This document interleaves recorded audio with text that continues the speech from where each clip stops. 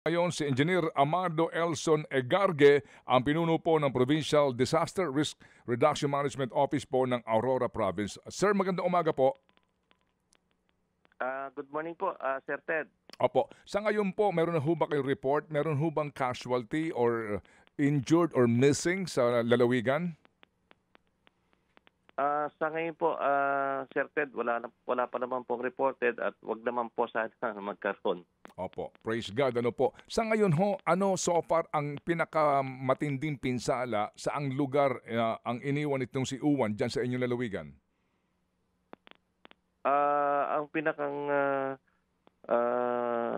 malaking pinsala po ay ang una po ay ang bayan po ng Dilalungan at yung may portion po ng bayan po ng Dipakulaw. Mhm. Nagkaroon po ng mga series of stone surge po at may mga light materials po na mga nasirang bahay. Mhm. Yung malapit po sa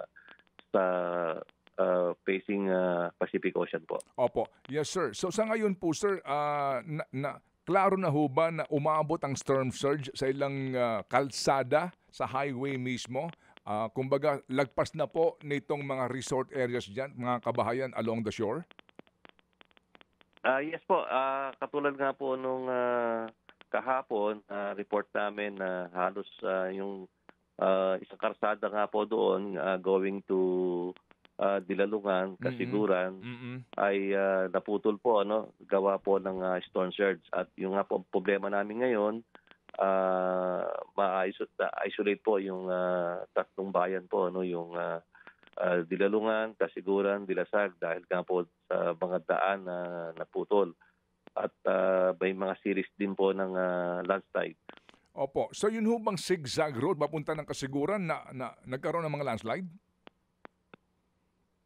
May mga series of landslide po kami na report po at ang pinakamalaking damage po yung naputol po yung daan gawa po ng storm surge. Oh, as in naputol po yung daan. Ano ito, gumuho o nabakbak lang yung semento? Nabakbak po sa ilalim kaya nagkaroon na po ng pagputol yung daan mismo.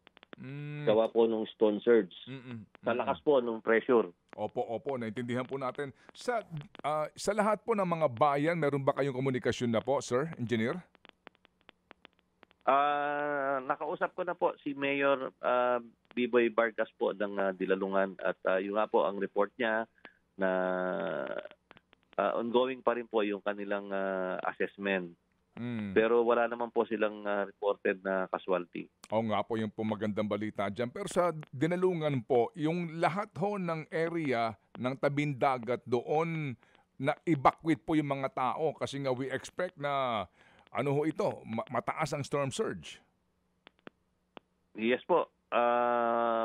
Maganda naman po yung resulta ng preemptive evacuation po nila at halos lahat po ng malapit po sa tabing dagat ay na-evacuate po nila. Okay, opo. Yung pong inyong kuryente dyan, ano po ang report ng mga LGU sa inyo? Nagtumbahan talaga po poste?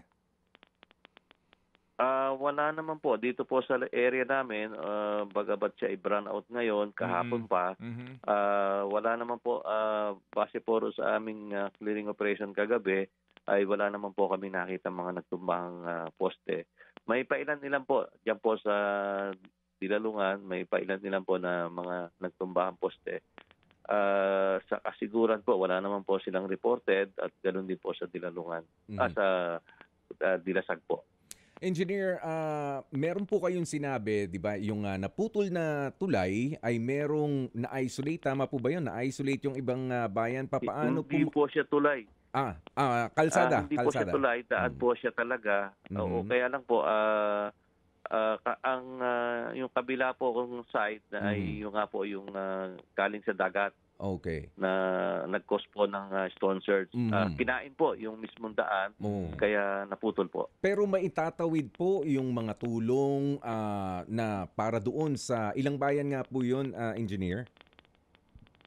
Bali, 3 bayan po. Bali, 4. Kasama po yung barangay ng Dinadyawan ng Dipakulaw po. Okay. May ibang madaraanan po para sa mga tulong? Yung nga po ay wala po ibang dadaanan, kaya ang gagawin po namin at kausap ko po yung aming district engineer ng taga DPWH ay gagawin na po nila yung magagawa nila as soon as possible na makagawa po sila ng paraan para madaanan po yan. Oo. Sir, meron po kayong sukat nung nasirang yun? Masyado po ba mahaba? Magagawan po ba sa lalong madaling panahon ng solusyon ng DPWH yan? Wala po siyang binigay na area o sukat, pero sa po niya sa akin ay medyo malaki nga po yung damage. Gawa po ng yung mga bato na ay talagang tiblak po sa karsada. Sige. So sir, sa ngayon po maganda yung kahaba po ng ampere, yung kahabaan po ng karsada na yon na malapit nga sa dagat ay talagang halos hindi na po madaanan, gawa nga po nung mga series na naputol po. Opo. Maganda na panahon ngayon dyan, sir? Cloudy pa rin po. Cloudy. Pero wala na pong hangin. Wala na po. Okay. Sige po. So sir, sa ngayon po, kailan magbubukas dyan? Kailan niyo po sasabihin na maaari na magbukas ito pong mga areas na commercial along the seashore? Depende po sa magiging sitwasyon po ngayon, ngayong araw. At i-clear po muna namin yung mga kanilang mga lugar bago po natin payagan sila. At mahirap po mamaya may mga struktura na damage po. Opo. Kasi nga po may mga naiipit daw ngayon ng mga turista, diyan sa area po ng Baler, engineer. May painandilan po yung mga hindi na po pinauwi. Oo nga po. Kasi nga delikado na. Sige, so salamat po na marami. Ang pinaka-importante po ngayon, ang pinakamagandang balita nga po na secure ho ng mga LGUs ang kanilang mga mamamayan at wala po tayong report ng casualties dito po sa Bagyong Uwan na ito. Opo, thank you po, Sir Ted. Salamat na marami. Engineer Amado Elson Egargi po ang pinuno ng kanilang PDRRMO sa Aurora Province. Mga kapatid, brothers and sisters, saan ka pa? Dito na tayo sa Totoo. Dito na tayo sa True FM. Mga kapatid, mag-subscribe and follow po kayo sa social media accounts ng True Network PH. Yan po kami. Hanapin nyo lang True Network PH, Facebook, Instagram, YouTube, TikTok, and podcast. Mapa Apple or Spotify man yan, mahahanap nyo kami. Lahat ng mga napapanood at napapakinggan nyo po sa programa, nasa social media accounts namin yan. So, paano mga kapatid? See you sa social media! Dito tayo sa totoo, tunay at tapat.